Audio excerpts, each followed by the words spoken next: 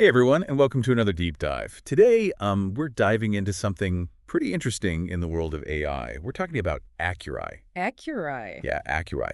It's a new method that claims to completely, and they mean completely, eliminate hallucinations in large language models. Oh, wow. Hallucinations, you mean like when AI just makes stuff up, even when it's got all the right facts. Exactly. Mm. That's been a major headache in AI, right? Yeah. It makes it tough to really trust these systems, especially when it comes to really important stuff. Like you wouldn't want AI hallucinating when it's making a medical diagnosis, right? Absolutely not. And it's tricky because even with all the cool advancements, like RAG, where AI can pull from outside sources, we still haven't gotten rid of those hallucinations entirely. LB. That's retrieval-augmented generation, right? Yeah, that's the one. But even then, the research we're looking at from Databricks, specifically on the Truthful QA dataset, they found that even the top-notch RAG systems are only hitting about 80% accuracy. 80%. Let me see that. Figure 1 from the Databricks paper, right? So basically, 1 out of every 5 answers could still be a hallucination. Pretty much, and that's why this Acura thing is so interesting. The research claims it can hit a perfect score, 100% accuracy, all by pre-processing the questions and data in a special way before feeding it to the AI. Hold on, 100%. That's a bold claim. How does Acurai actually pull that off? Well, it's all laid out in the paper. Acurai, 100% hallucination elimination with pre-processed RAG. Their big idea is that these hallucinations often pop up because of what they call noun-phrase collision. Noun phrase collision. Yeah, basically the AI gets tripped up when you have similar sounding noun phrases in a question, but they actually refer to totally different things. But I'm not sure I get that. Can you give me an example? Sure. Think about this question. What are the chemical and physical properties of calcium and magnesium? Okay, kind of a mouthful.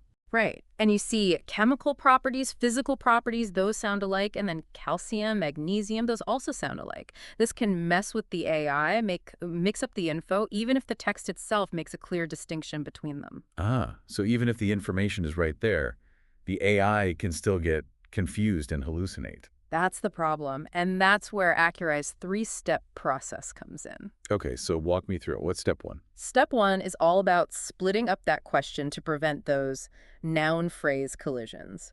So, like with our calcium and magnesium question, Accurai would take that one big question and break it into 4 separate ones. 4 separate questions. How would that work? Think of it like this. Chemical properties of calcium, physical properties of calcium, then the same for magnesium. So chemical properties of magnesium and physical properties of magnesium, each question is focused, no more confusion. So it's like breaking down a complex recipe into simpler steps. Exactly. Accurai makes sure the AI has crystal clear instructions one step at a time. Got it. So step 1 is about clarity. What happens in step 2?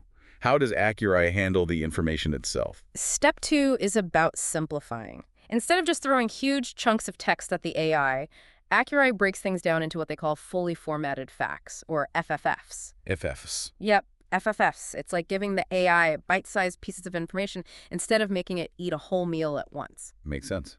And how do they make these FFFs? It's a whole process. They explain it in section 3.2.2, generating fully formatted facts. But basically, they take the text and pull out those basic statements like subject, verb, object, like the cat sat on the mat, clear and simple. So they get rid of all the fancy wording and just lay out the facts plainly. Exactly. That way, the AI is less likely to trip up, and everything related to, say, calcium stays together, nice and organized. Okay, so step 1 clarifies the question. Step 2 simplifies the information. What's the final piece?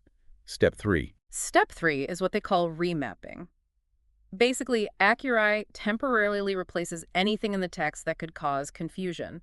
References, citations, even names, if they might lead to those noun-phrase collisions. Wait, references too? I wouldn't have thought of that. Yeah, they explain it in section 3.2.3, remapping. References can have all sorts of phrases and numbers that can trip up the AI, so Accurai swaps them out with simple placeholders. It's like Acurai is carefully editing the text, making sure the AI won't stumble over anything tricky. Precisely. It lets the AI process the simplified version, then puts everything back in its place once the AI has its answer. It's like giving the AI a simplified set of instructions, making sure it gets the core idea without getting bogged down. Exactly. And all 3 steps together, that's what makes Accurai so accurate. It's pretty amazing.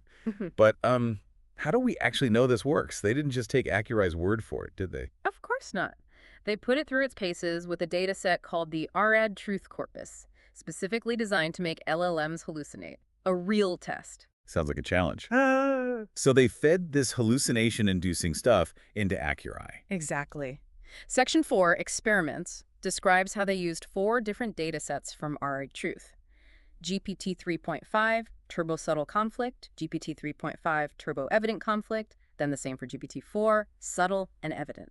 So they covered different types of hallucinations and used both GPT 3.5 and GPT 4. Thorough. They wanted to make sure Acurai could handle it all. And the results were mind-blowing, 100% accuracy on every single data set. Hold on. 100%. So they're saying Acurai took these AI models known to hallucinate and just by pre-processing the information, completely fixed the problem. That's what the research shows. And they didn't just stop at 100%. They even calculated a confidence interval, to account for real-world variation. Confidence interval. Refresh my memory on that one. It's basically a range where we can be pretty sure Acurai's true accuracy falls. They use the standard Walb method for this, explained in Section 4.1, confidence interval calculation. So they're saying we're pretty sure Acurai's accuracy is somewhere between this number and that number. Right. And for them, that range was 91% to 100%, with 95% confidence. Wow, so even in the worst case scenario, Acurai is still eliminating at least 91% of hallucinations. That's incredible. It really is. It lends a lot of weight to the idea that Acurai could be a major breakthrough in solving this AI hallucination problem. This is all very promising, but surely there had to be some limitations, right? The paper did mention some, didn't it? They did in Section 5, Limitations. They point out that the RAGTruth dataset uses only factually correct information, so these results might not translate perfectly to situations where the AI is dealing with less reliable data. Makes sense. Acurai is only as good as the information it's given. Right. And they also mention that RAGTruth uses a limited number of passages per query. Real-world RAG systems often use hundreds, so more research is needed to see how Acurai performs at that scale. So it's not just about Acurai itself, but the entire RAG system it works with. Exactly. And then there's the fact that these results were achieved with specific LLMs, the GPT models. They need to test Acurai with other models like Llama, Gemini, and Granite to see if the results hold up. It's like testing a new drug. You want to make sure it works for different people. Precisely. And finally, they acknowledge that using Acurai would require more computing power than just using the base LLM.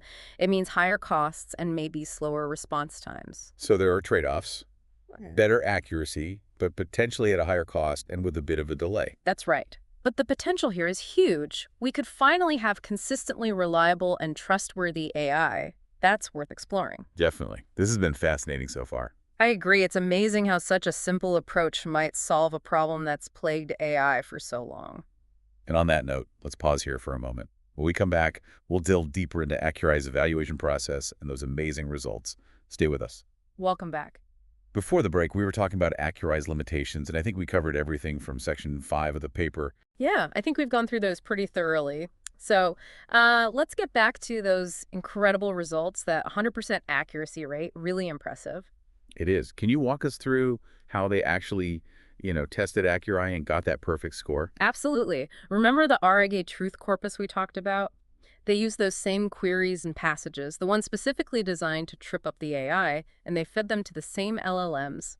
So same AI, same tricky questions, but this time, Acurai's in the mix. Exactly. This time, Acurai pre-processed the inputs and the outputs. This is like Acurai's the middleman, making sure the AI understands everything correctly. That's a good way to put it. It's like a translator, ensuring clear communication between two parties who speak different languages. And the results, well, we've already mentioned them, astounding. Acurai took those AI models that were hallucinating before and made them perfectly accurate 100% across all 4 data sets. That's amazing. And they didn't just do this once, right? They used multiple data sets to really put Acurai through its paces. You got it. They used 4 data sets from the RAGTruth corpus: GPT 3.5 Turbo Subtle Conflict, GPT 3.5 Turbo Evident Conflict, GPT 4 Subtle Conflict, and GPT 4 Evident Conflict. So they tested it with both GPT 3.5 and GPT 4.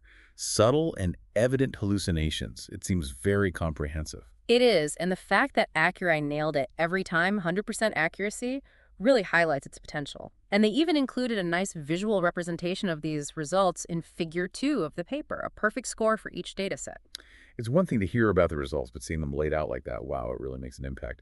But how did they determine if a response was a hallucination? Was it like a clear-cut measurement? Oh, absolutely. They had a straightforward method. They compared every response generated by Acurai to the original passages. Okay, so they were checking to see if Acurai was just making things up. Right. Any deviation from the original information, that was a hallucination. If the response matched the passages perfectly, then it was considered hallucination-free. No room for the AI to get creative. It had to stick to the facts. Exactly. And they even made all of the questions, responses, and comparisons public on their GitHub repository. Oh, that's great. So anyone can check their work. Transparency is key. Now, they didn't just stop at reporting that 100% accuracy figure. They also calculated a confidence interval to account for real-world variability. Confidence interval. Can you remind me what that is again? Sure, it basically gives you a range of values where we can be reasonably sure that Acurai's true accuracy lies. So like a more realistic view of how well it performs. Exactly. In this case, they calculated a 95% confidence interval of 91% to 100%. So even in a worst-case scenario, Acurai is still eliminating a whopping 91% of hallucinations. That's still super impressive. It is. This adds even more weight to the idea that Acurai is a big step forward in solving this hallucination problem. This is all really interesting, but let's get back to the specifics of how Acurai works. Yeah. We talked about its three-step process, but could you break those steps down a bit more? Of course. So, step one, splitting the query to avoid those noun-phrase collisions.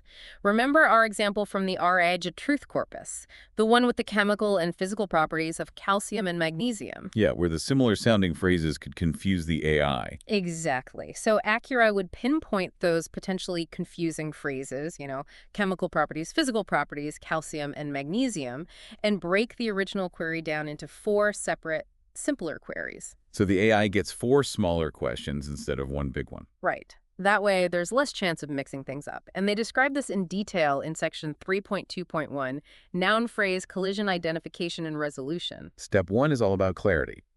What about step 2? How does Acurai deal with the information that the AI is actually using to answer these questions? Step 2 is all about simplification.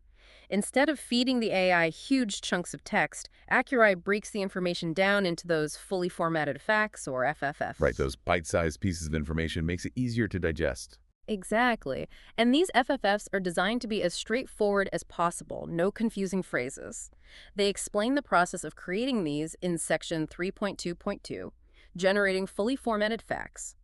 Basically, it involves parsing the text and extracting simple subject-verb-object statements. So instead of complex sentences, it's just basic statements like, the bird is singing. A perfect example. Simplifying the information makes it much less likely for the AI to hallucinate. And it keeps all the information about, say, calcium grouped together. Okay, step 1 clarifies the question. Step 2 simplifies the information.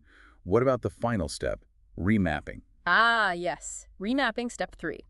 This is where Acurai temporarily replaces any potentially confusing elements in the text, like references, citations, or even proper names that could cause those noun phrase collisions. They go into detail about this in section 3.2.3, remapping. We talk about how even references could trip up the AI. That's right. References often have phrases and numbers that can confuse LLMs. Acurai finds these and swaps them out with simple placeholders. So it's like Acurai is creating a simplified version of the text for the AI. Precisely. Once the AI has processed this simplified information, Acurai puts everything back where it belongs. Clever. It makes sure the AI gets the main idea without getting lost in the details. And this whole process, the splitting, the FFFs, the remapping, leads to those amazing accuracy results. And it's not just a fluke. The fact that it works so well with different LLMs and types of hallucinations suggests it's a solid approach to tackling a fundamental problem in AI. This is fascinating stuff. We've discussed the evaluation, the results, but there's one part of the paper we haven't gotten to yet, the appendix. Right. The appendix gives us a real-world example of how Acurai handled a specific hallucination from the RAGTruth corpus. Perfect. Let's dive into that example and see Acurai in action. So what specific hallucination did they use in the appendix? What was Acurai up against? It was a query about using ice on your neck, the benefits of that. Ice on your neck. Yeah. Okay, I'm intrigued. The exact query was benefits of ice for neck. And without Acurai, GPT-4, well, it kind of went off the rails. It claimed that putting ice on the base of your neck could help with digestion, sleep, thyroid problems, even... Oh, hold on. Are we talking about a bag of frozen peas or a miracle cure? Did the AI just make all that up? Pretty much. The provided passage, it only mentioned that placing an ice cube, specifically at the base of the skull on the neck, for 20 minutes in the morning and before sleep might have some benefits. It suggested potential improvements to mood, mental health, maybe digestion, and sleep after a month of consistent use. So the AI took a very specific instruction and blew it way out of proportion. It's like saying drinking a glass of water cures all diseases just because it helps with hydration. A perfect analogy. The AI took a tiny bit of truth and turned it into a sweeping claim. It's a prime example of how these hallucinations can happen. So how did Acurai handle this? Did it rein in the AI's imagination? Acurai kept things grounded. When they ran the same query with GPT-4 but used Acurai, the response stuck to the facts. It accurately stated the specific placement, the 20 minutes, twice a day, and the potential benefits. No embellishments, no wild claims. So Acurai's pre-processing basically stopped the AI from going on a tangent. It kept things factual. Exactly. The appendix actually shows both responses side by side, the hallucinated one and the one from Acurai. It's a stark contrast. Acurai's response is concise, accurate, and true to the information it was given. A great illustration of how Acurai can make AI more trustworthy. It's like having a fact checker built right into the system. And what's really promising is that it works with existing LLMs. No need to redesign them from scratch, which makes it a very practical solution. This deep dive into Acurai has been enlightening, to say the least. We started by looking at the problem of AI hallucinations. We've seen how AI, even with access to correct information, can still make things up. Then we dove into Acurai's unique three-step process. Splitting the query, simplifying the information with those FFFs, and then the remapping, all working together. And we saw how that led to those remarkable results. A 100% accuracy rate in their tests. Quite impressive. Even accounting for real-world variability, that confidence interval, 91 to 100%, still highly effective. A 100% accuracy rate, that really could change the game when it comes to using AI, especially in areas where accuracy is critical. It opens up so many possibilities, and for our listeners who want to explore this further, we'll link to the Acurai GitHub repository in the show notes. Definitely worth a look. It's been a pleasure, as always. Until next time, keep those minds curious and stay informed about all the incredible advancements in AI.